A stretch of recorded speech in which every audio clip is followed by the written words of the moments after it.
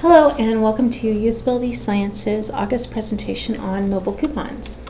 My name is Lori Whitaker. I am a usability analyst here at Usability Sciences. I've been here for about 2 years now, and I've got a master's degree from the University of Washington in Seattle in human-centered design and engineering.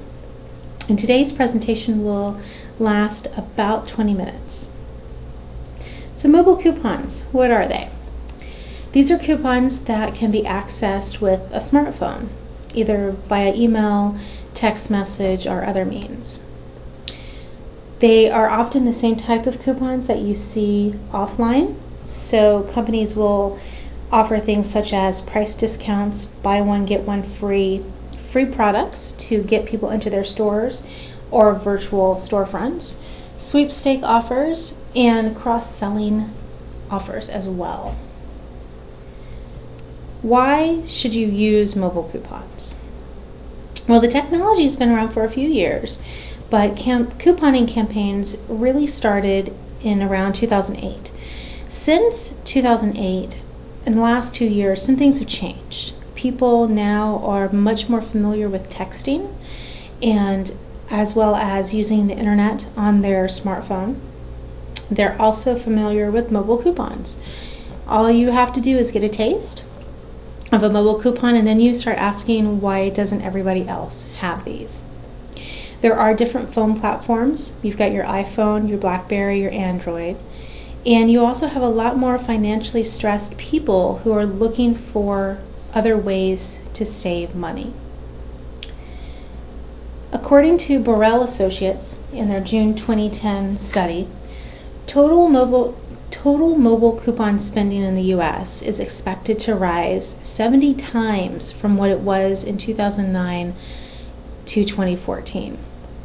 Right now, it's a $370 billion industry, but by 2014, it's projected to be a $6.5 trillion industry.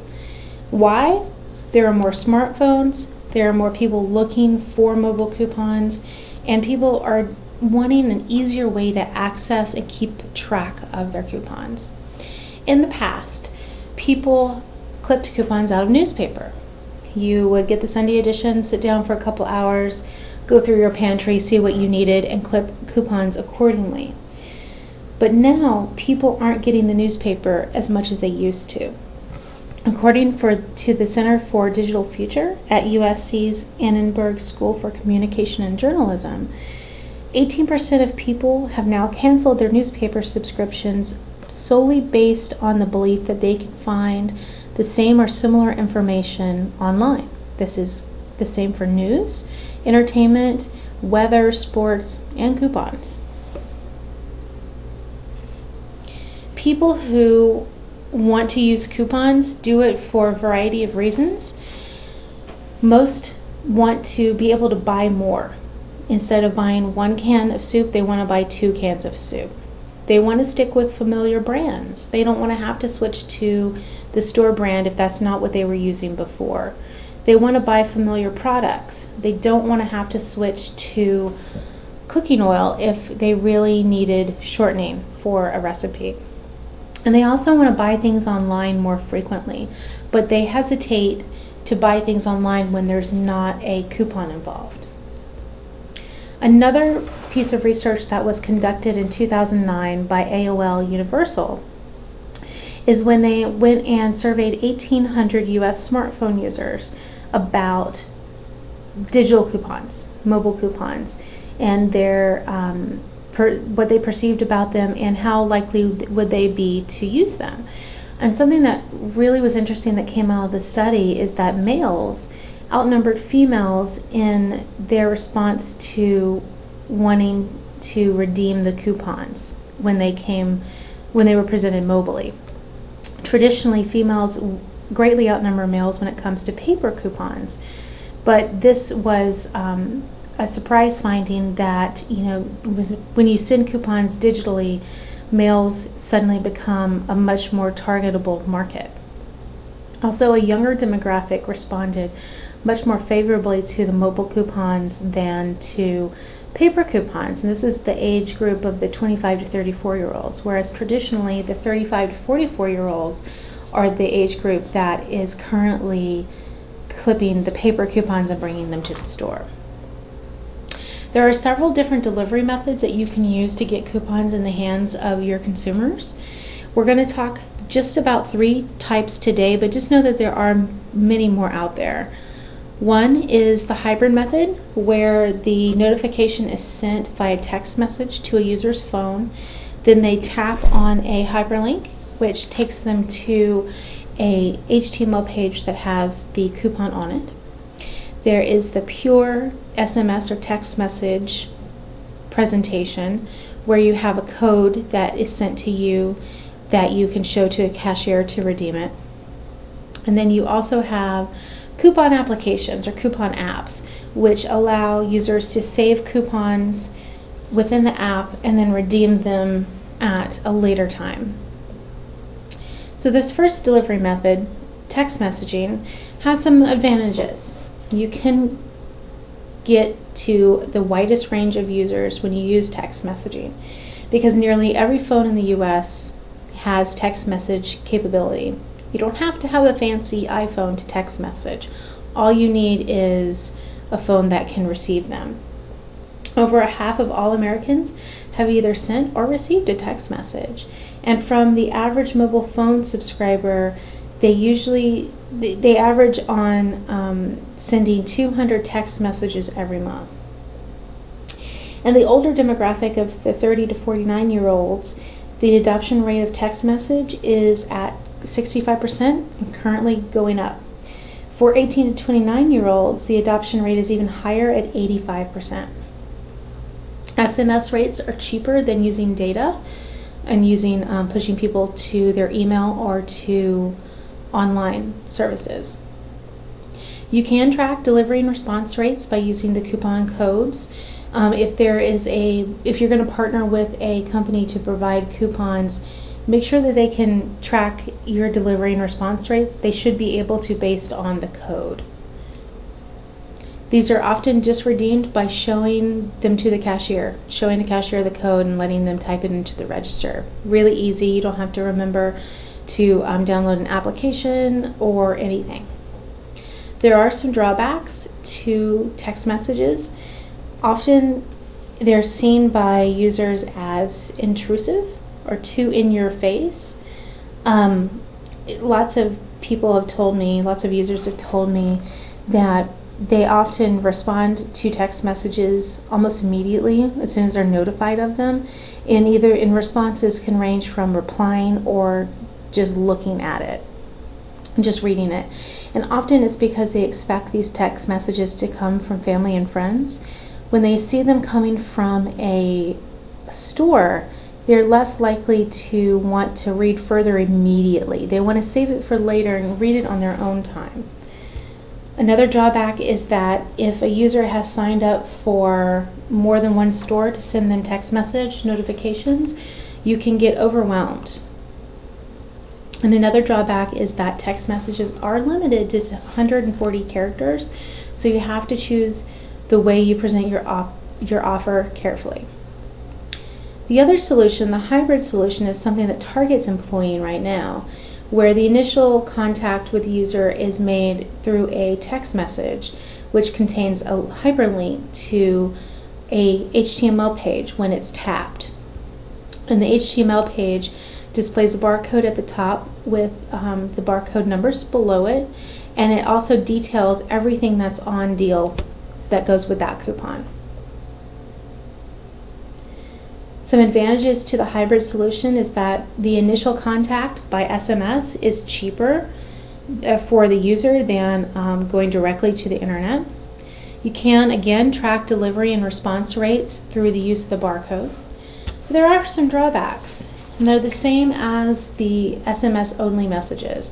They might become too frequent. They might be seen as obtrusive. Being able to actually access the coupon requires internet access. So with that alone, you're removing a lot of the phone users who don't have smartphones or phones that have internet access, or people who don't have the internet access in their plan, in their data plan, or a data plan at all. Redemption could be difficult because you're not just showing or telling the cashier a 6-digit or less coupon code anymore. Now the cashier has to scan this barcode, and if that doesn't work, they've got to enter this long string of numbers into the computer. And again, anytime that you are devising something that is HTML or any sort of interactive element for phones, you have to take into consideration the different phones and the different platforms out there, because each phone and each platform will render a image slightly different. You've got different resolutions, different screen sizes, and all of that needs to be taken into consideration. Then you've got your coupon applications, and this screenshot over here on the right is just a screenshot from iTunes for the top 5 coupon applications that came up when you search for coupons. And these coupon applications do have some unique advantages. Most of them will allow you to store coupons within the program, so all you have to do is download the program to your phone and then add coupons, and it's within that application. You don't have to go back to your text message listing and try to figure out where's that one coupon that I need to buy this one item. Often the coupons are tied to your rewards card, so as you go through and select coupons, they will be automatically applied to your club card or your rewards card for that store. And as you go to the checkout and you scan your rewards card like you normally do, you automatically get the coupons if you buy those items. There are some drawbacks to these applications. Often the coupons that are offered are limited in the type of coupon and the amount of coupon offers. Another drawback is that these stores which offer the coupons could be limited depending on where you live. I've heard users say, well, this is great, but this store is 50 miles away and I'm only going to save 75 cents, so it's not worth me saving this coupon, even though if it was for a store that was closer to my house, I would have used it. And again, when you go and develop a coupon application or partner with someone to do a coupon application, make sure you take into consideration the different phones and the platforms you're designing for. One application that I wanted to talk to you specifically about today is Sellfire. This application is one of the more popular coupon applications out there, and I know they do have one for the BlackBerry and for the iPhone. And Sellfire is a little unique in the fact that they do have a website as well that you can use. If you don't have a smartphone, you can still go on the website and use it. And the way Sellfire works is you log in and you select coupons which are then applied to your rewards card. And you can log in with the application or online. And either way they are applied to your rewards card, and the coupon gets used when you scan your card at the checkout. Now, when we did some testing with this site, we did find that the application, the mobile app, at least for the iPhone, was lacking in some functionality because it didn't allow users to set up your account within the application. You have to go to their website, set up your account there, put in, come up with a login password, and then enter your rewards or your loyalty card information online. You cannot do that within the application. Once people figured that out, it went much more smoothly, but I would suggest that if you are considering some sort of application like this, that you either inform your users within the application that they have to go to the web to start using the application to do the setup process, or allow them to do the setup process within the application. So once you've got the setup done, you can see that it provides you the zip code up here at the corner, which you can tap on and change if you want to. But once you have the zip code entered, it comes up with all of the offers for that store or stores that are listed on this page, because there are some more down here below the page fold. There are options down here at the bottom of the window that you can tap on to filter the coupons, which would come in handy if you had a great number of coupons. One of the drawbacks that we saw in testing this was that some of the abbreviations that were used, users were unfamiliar with. BC, for instance, no one could tell us what that meant when we asked them. When you tap on any one of these coupons, you do get taken to a new window that gives you a lot more information about what that coupon is. And when people read Betty Crocker, they were like, oh, well, of course BC means Betty Crocker. But I even had one user tell me, well, I don't call Betty Crocker BC, I call her Betty, so BC was not familiar to them as an abbreviation. The other thing that users pointed out in this interface was that sometimes the description was cut off, and then sometimes the amount that you were going to save was cut off as well. People like to see the amount that you're going to save right here on this screen so they can mentally filter which deals are going to be good enough for them to tap and get to the next screen to find out more. If you want to choose this deal, all you have to do is tap the Save to My Tom Thumb Rewards Card option at the bottom of the screen here, and you get taken to this window that tells you that your offer's been saved and it's going to be ready to use in 5 minutes. Now, it's saving it to your rewards card, and it can be ready to use in 5 minutes. Think about that from a user perspective. Someone's in the store, they've got this application on their phone, they realize, oh, I need Cheerios, I forgot I've got to have them for my 2-year-old. I wonder if there's a coupon. You pull up Sellfire, you look at the store that you're currently in, you can put the zip code in if you need to, and you see that there is a Cheerios coupon. You go through these steps and you add it to your rewards card. By the time you circle around the store one more time to check out, that offer has been saved to your loyalty card, and you get that coupon just by swiping your loyalty card.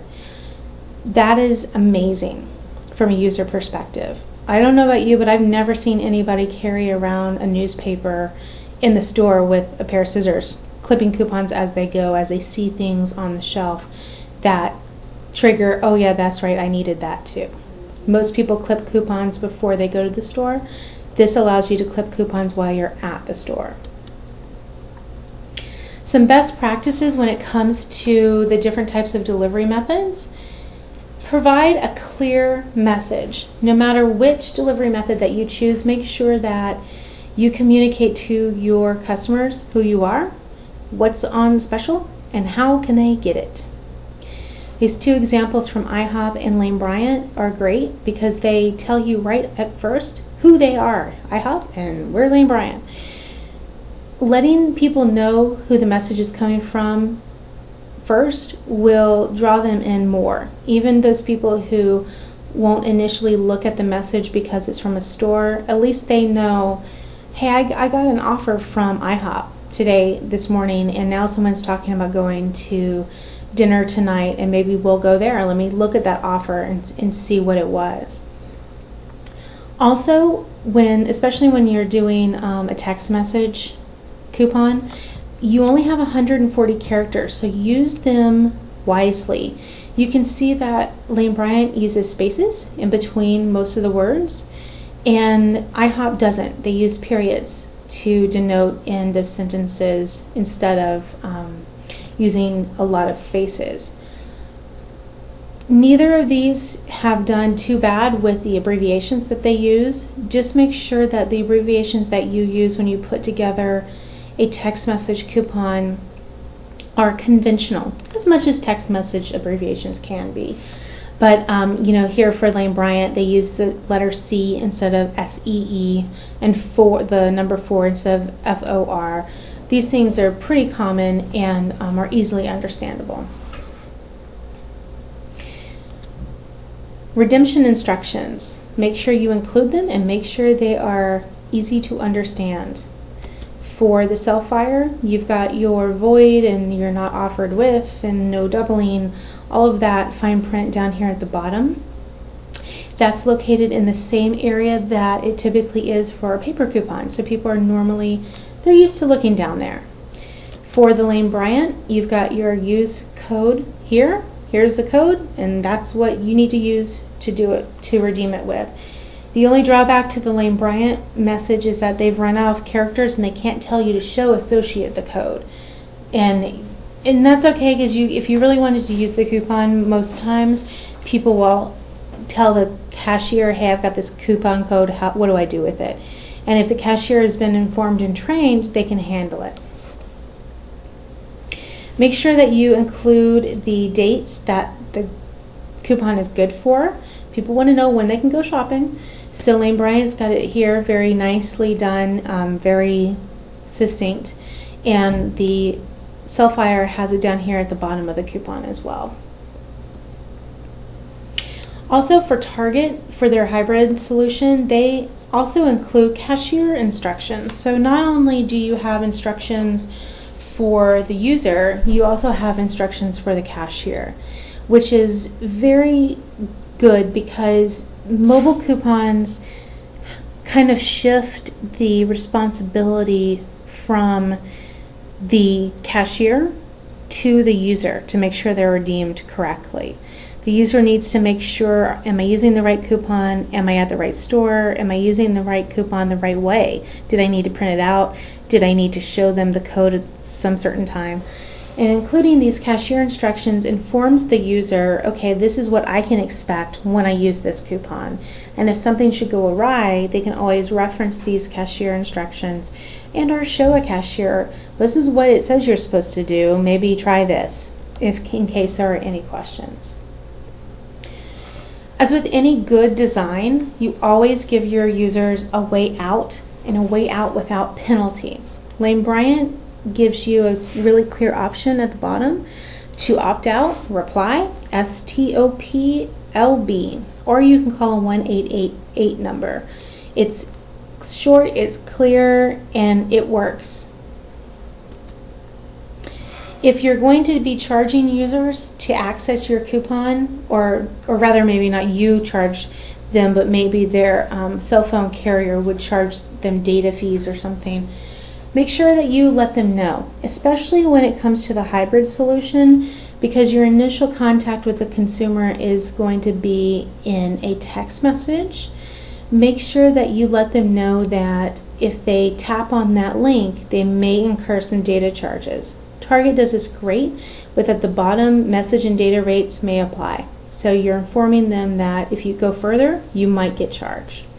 People want to save money, but they certainly don't want to see on their bill in the next month a $10 charge to access a coupon that was worth $1. So just to sum up what we talked about so far today, consumers, they want mobile coupons. They're ready for it. They've got the smartphones. They've got the phones that will just do text messaging, and they're texting, they're emailing, they're downloading much more frequently than they used to in the past. There are many ways to deliver coupons to your users using mobile technology. We reviewed coupon applications, text messaging, and hybrid coupons.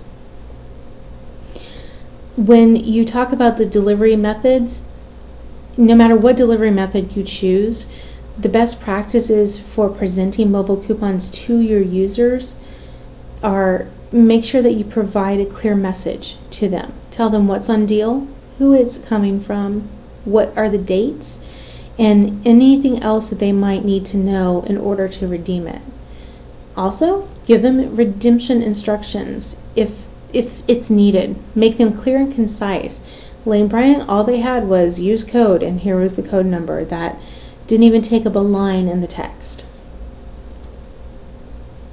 Let people opt out as easy as possible, and keep informing them of that each time you communicate.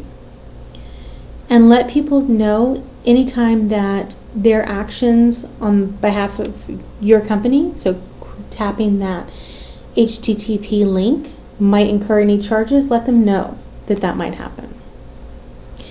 Well, thanks so much for listening to the presentation today. And if you have any questions about what usability sciences can do for you and your business in terms of usability testing, design walkthroughs, or rapid iterative / agile testing, please let us know. We also do online surveys, and the person you can contact for all of that would be our Executive Vice President of Sales and Marketing, Sam Elliott, and his email address is on the screen.